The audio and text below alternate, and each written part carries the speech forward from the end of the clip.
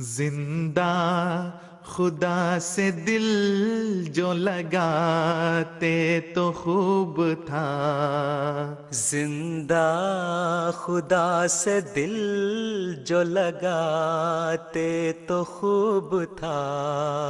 मुर्दा बुतों से जान, मुर्दा बुतों से जान छुड़ाते तो खूब था। Okay, let's begin. May I request Zisha Nasir for tilawat, please. Assalamu alaikum. Welcome, Storm. أعوذ بالله من الشيطان الرجيم. بسم الله الرحمن الرحيم. وإلى عاد أخاهم هودا قال يا قوم اعبدوا الله ما لكم من إله غيره إن أنتم إلا مفترون. The chapters that have been verses that we have recited before you are from chapter 11 verse 51. Translation is as follows. I seek refuge with Allah from Satan the accursed. In the name of Allah the gracious, the merciful. And to Ad we sent their brother Hud. He said, O my people, worship Allah alone. You have no God beside him. You are but forgers of liars. Zakla. Okay, Jazakumullah Jaza. Ashhadu an la ilaha illallah wahdahu la sharika lahu wa ashhadu anna Muhammadan abduhu wa rasuluhu. Amma ba'du, a'udhu billahi minash shaitanir rajim. Bismillahir rahmanir rahim. So continuing with the prophets, today I would like to talk about who was the Prophet Hud. So as I said, this is the next prophet that's mentioned in the Holy Quran, and I hope to try and go through all these prophets mentioned in the Holy Quran. So this is the next one after Noah that we did last week, alayhi salam, and this is the Prophet Hud, alayhi salam. The Prophet Hud, alayhi salam, was not a Jewish prophet and is not mentioned in the Holy Bible. He is only mentioned in the Holy Quran, and he was known to the tribe of the Quraysh. So as I said, there are 24 prophets mentioned in the Holy Quran. Most of them are found in the Bible, but there are a few that were not mentioned in the Bible. And why are they then mentioned in the Holy Quran? And the reason was that these prophets, they were around the area of Arabia, and so they were known by the Quraysh. They knew about these prophets, and so therefore Allah could use these prophets to deliver a message. So what was that message?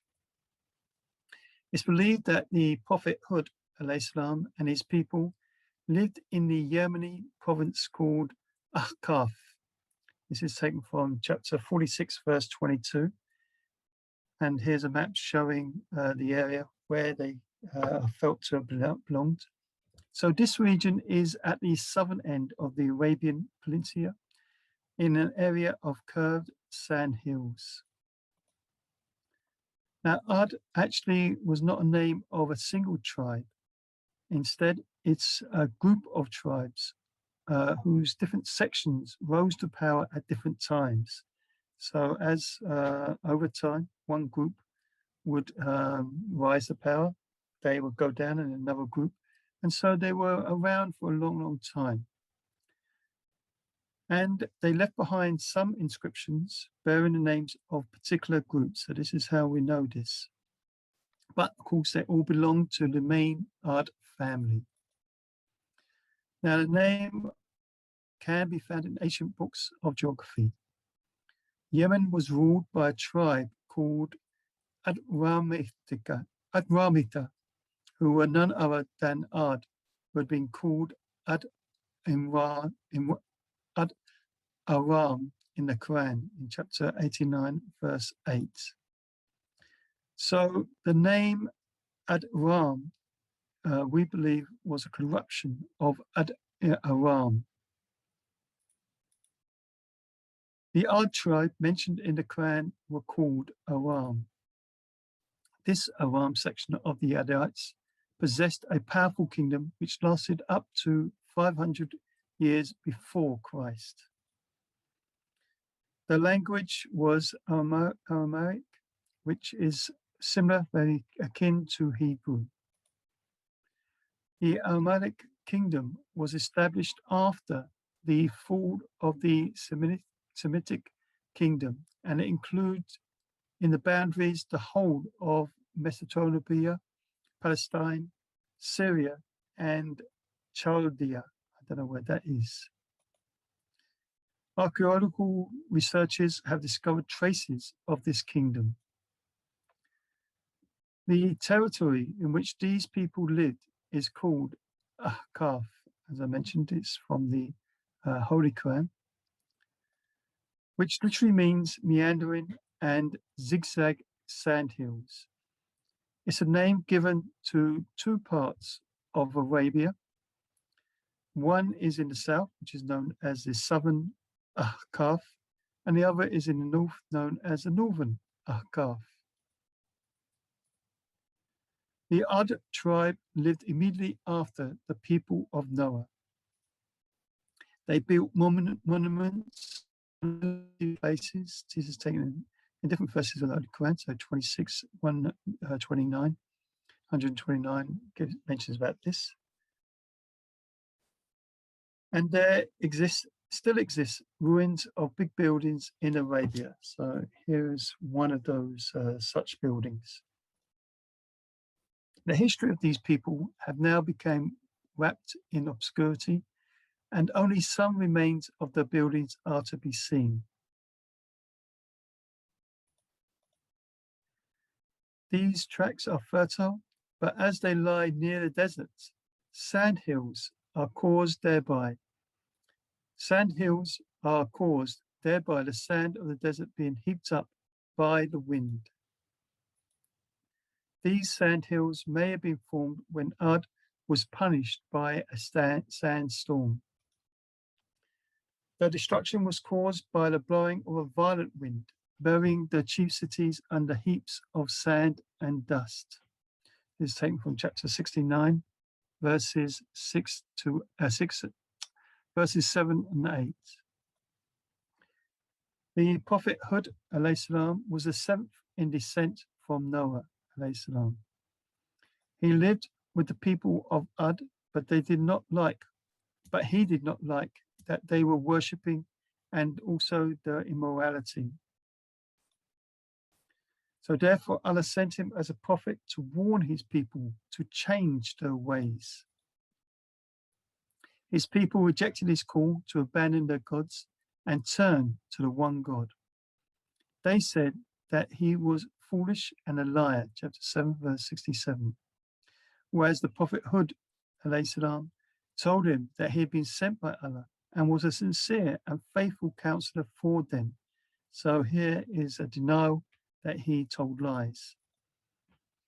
The Adites were a very powerful people who knew about the Prophet Noah salam and felt that they had received the blessings from God, and their prosperity was actually a display of these blessings. Chapter 7, verse 70. It seems that over time they had turned away from the worship of one God and were following idols, as this was the practice of their fathers. Chapter 7, verse 71. Now, as we see with the story of Abraham, how they begin with worship of one God, and then over time they start taking to idols to intercede with them. So perhaps this is what happened here with the Adites. The Prophet Hud salam continued to tell them to give up this worship of others besides Allah and turn back to the worship of God. Finally, as they refused to change, God punished them and saved his Prophet Hud salam and his followers who had accepted him. The punishment was so severe that there remained no trace of the people of Ad chapter 7, verse 73. The Prophet Hud alayhi salam told his people to seek forgiveness from Allah, repent and turn to him. If they do, then Allah will bestow abundant rain upon them, which would make them more stronger and prosperous. It seems that the chief occupation of the people of Ad was agriculture, and that they depended on rainwater for the cultivation of their land, there being no wells or canals to irrigate it. The Prophet Hud alayhi salam appeals to the thing that they need to help them realize the importance of turning to the one God and seeking his help. Only Allah can control the weather, so it's only Allah who can help them. But his people felt that their gods can also help them and provide rainwater.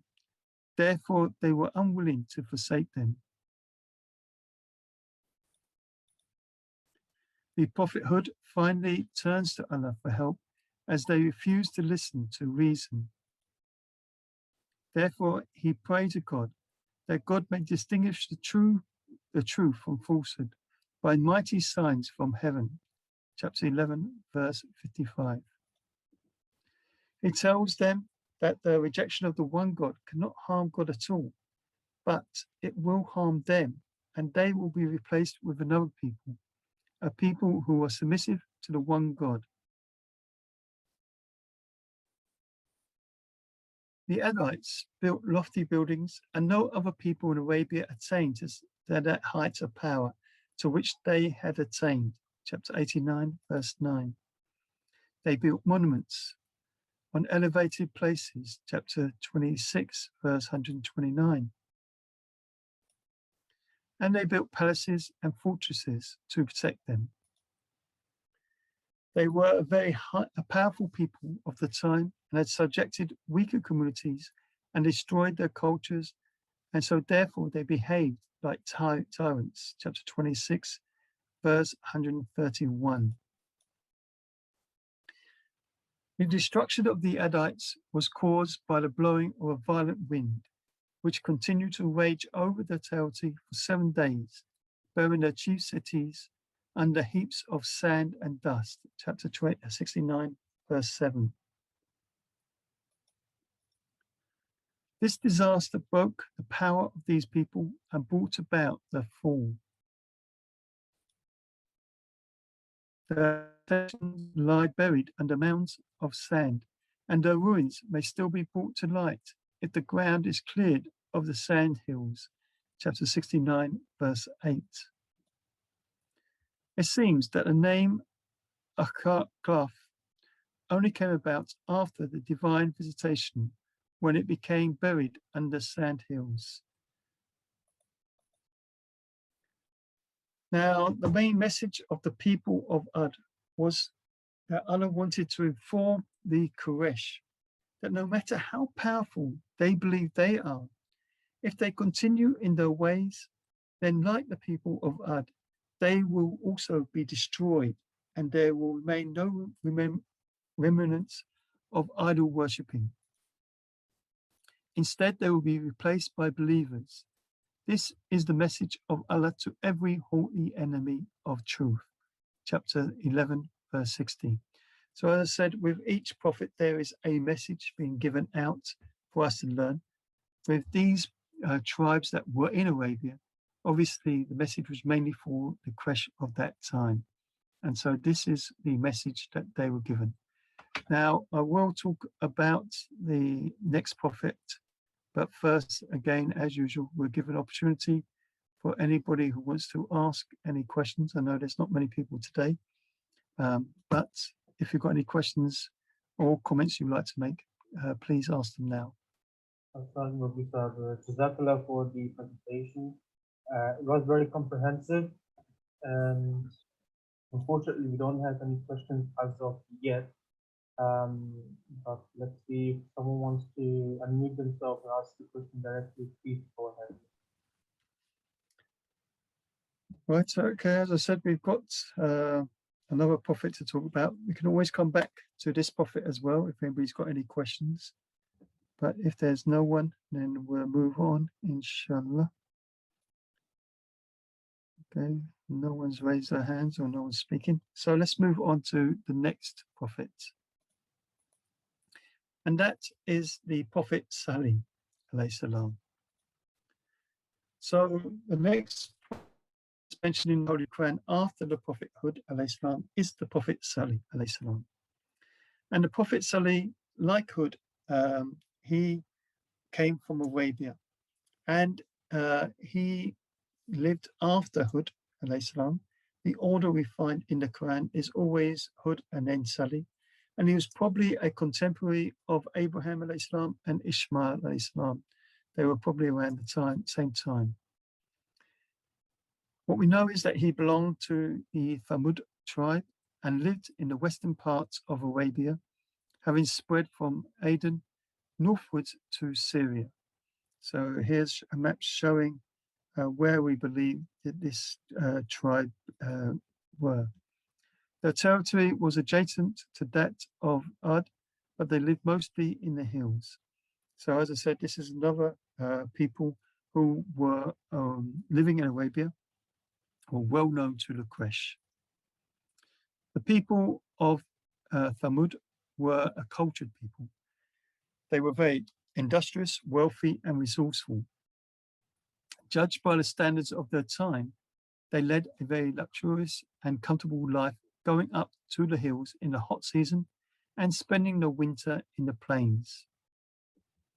So we read in the Holy Quran in chapter 7, verse 75, that you build palaces in the plains and that you hew the mountains into dwellings.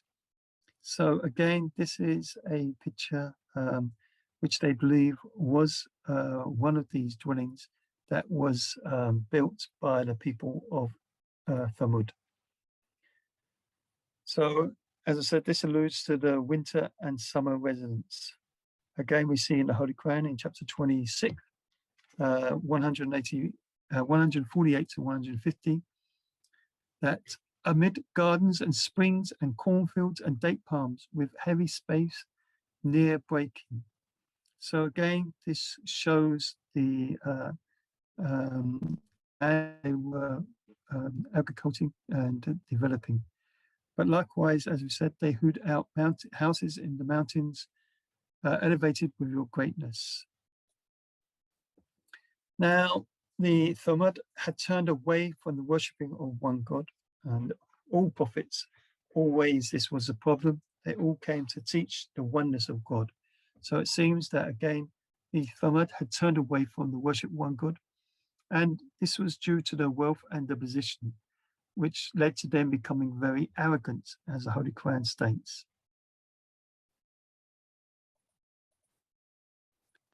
This in turn led them to exceeding the bounds and creating disorder and not promoting goodness, as the Holy Quran states in chapter 26, verses 152 to 156. So this often happens, that people become very wealthy and they start becoming materialistic and turning away from God. They were also referred to in the Holy Quran as the people of the Hijrah. Hijrah lies between Tabligh and Medina. So here's a map. You can see Tabligh and you can see Medina, and in the middle, which is underlined, is this town of Salih.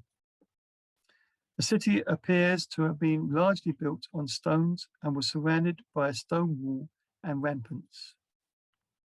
The Prophet Salih alayhi salam is well known, of course, for the she-camel, which was a sign from God. And this is mentioned in many places in the Holy Quran. Here, in one particular verse, on chapter 7, verse 74. The camel formed the chief means of conveyance in those parts, and it was on his she-camel that the Prophet Salih alayhi salam used to travel to preach his message. Of course, the camel is a very useful animal in the desert. It can go without water for a long period of time. And so it was one of the best ways for people to travel. And this is how the Prophet Salih used to travel around to deliver his message from Allah. So his people warned to obstruct the work of Salih alayhi salam by obstructing the free movements of the she-camel or doing harm to it. Now, we should understand there's nothing unusual about the she-camel itself. It was a normal camel, just like all normal animals. It was just that it was his way of getting it around. And so Allah told him that do not do anything to obstruct this she-camel and allow it to roam as it wished. So the camel became a sign, as it were, a symbol representing the Prophet Salih. And to do injury to the camel was meaning, therefore, doing injury to a prophet of Allah or hampering his work. Therefore, his people were warned to leave her that she may feed in Allah's earth and do her no harm, lest a painful punishment seize you. So this was the warning that was given to the people of Salih. Unfortunately, his people rejected the message of Salih alayhi salam, and when they saw that Salih alayhi salam remained firm in his convictions, they then turned on his followers. They started to persecute them, to try and dissuade them and prevent, obviously, other people from joining them. But the followers was also, mashallah, very firm in their faith. Chapter 7, verse 76. But when the people saw this, that the followers was also firm in the faith, that's at the time when they decided to now hamstring the she-camel and revolted against the command of their Lord. As it's saying in the Holy Quran, O Salih, bring us that which thou threatens us with, if thou art indeed one of the messengers. So because this was forbidden to harm this she-camel, they were so arrogant that they destroyed or killed the she-camel and then told Salih that, okay, bring on your punishment if there is such thing. We don't believe that there is a God who can be punished. We can do anything that we like. So after they hamstrung the camel, they were then given 3 days before the punishment would come. And this is chapter 11, verse 66. So, of course, this was a chance to repent. I mean, why give the 3 days? It wasn't as a 3-day warning because they've already killed the animal. It was now a final warning to them to repent from their ways. Because the people of Thamud, they were idol worshippers, they were immoral. And of course, this is why Allah sent the Prophet to them, to get them to change, to worship the one God and become moral. So this is what Allah wanted to see for them. They wanted to see them repent and change, and so become believers in the one God and, of course, follow his commands. But they didn't do so, and so the punishment for the people of Thamud was an earthquake, as the Holy Quran says in chapter 7, verse 79, which seized them while they laid prostrate upon the ground. No prophet obviously wants to see his people being punished. They always hope that the people will listen to them and change and repent. But sadly, this rarely happens. A prophet's duty is only to convey the message of God. He cannot and will not force the people to accept that message. So Salih alayhi salam then turned away from his people and said, O my people, I did deliver the message of my Lord unto you and offered you sincere counsel, but you love not sincere counselors. Chapter 7, verse 18. Thereupon Allah saved Salih alayhi salam and the believers by his special mercy, which is related in chapter 11, verse 67, and punished the disbelievers. Now, is that message. And so what message can we learn from this? So we learn from this narration about the Prophet Salih alayhi salam is that Allah is warning the Quraysh. Again, it's all about the Quraysh, warning them about being arrogant and refusing to listen to a prophet of Allah, which is, of course, what they were doing. And so God is showing through this prophet what happens if you oppose a prophet like they were doing. Therefore, they should not oppose the Holy Prophet. So this is the main message that was given about the Prophet Salih alayhi salam. So this again now completes the talk for today. And so we open it up. If there's any questions or comments over on Salih or the prophethood. Assalamualaikum Rabbi Sahab. Jazakallah.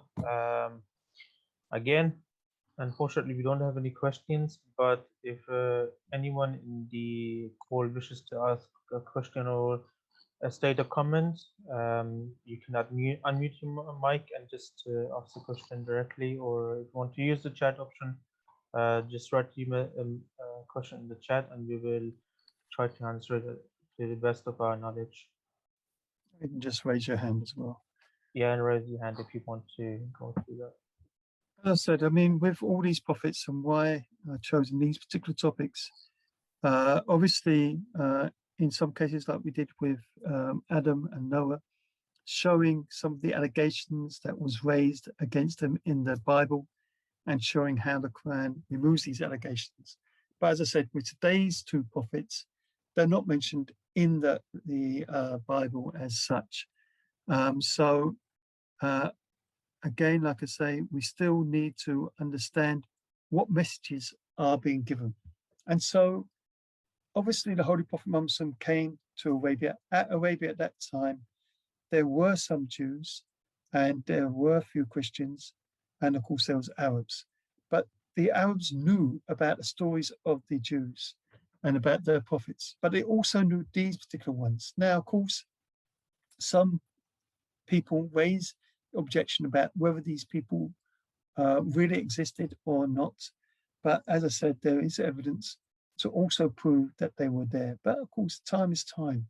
And over time, as the Holy Quran itself says, that these people being punished, they will be removed and all signs will be removed.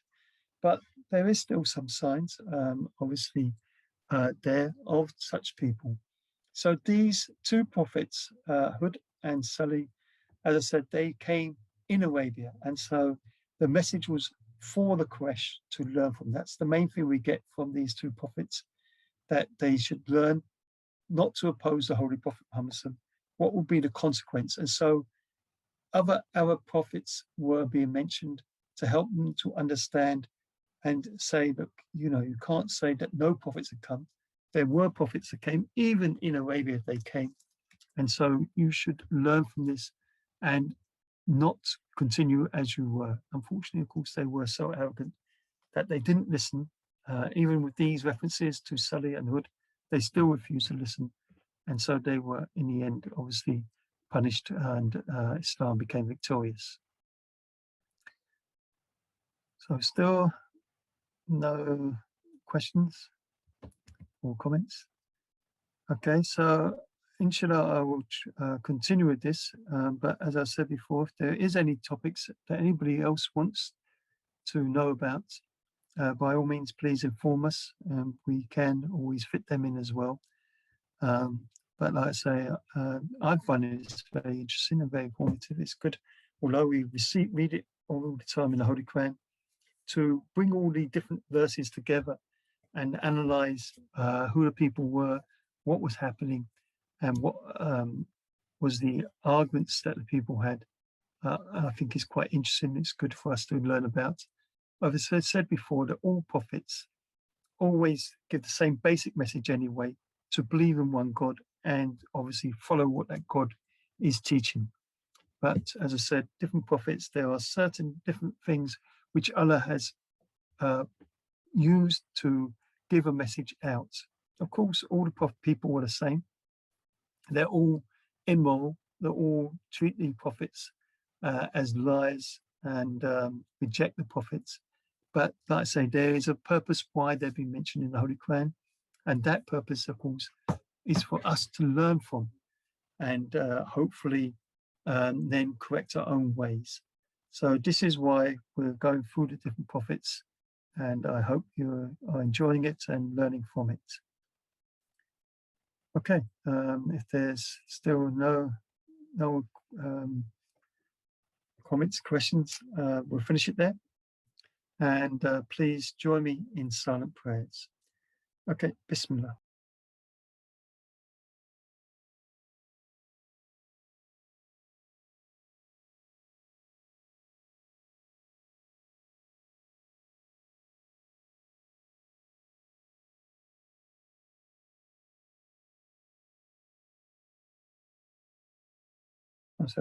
I mean, okay.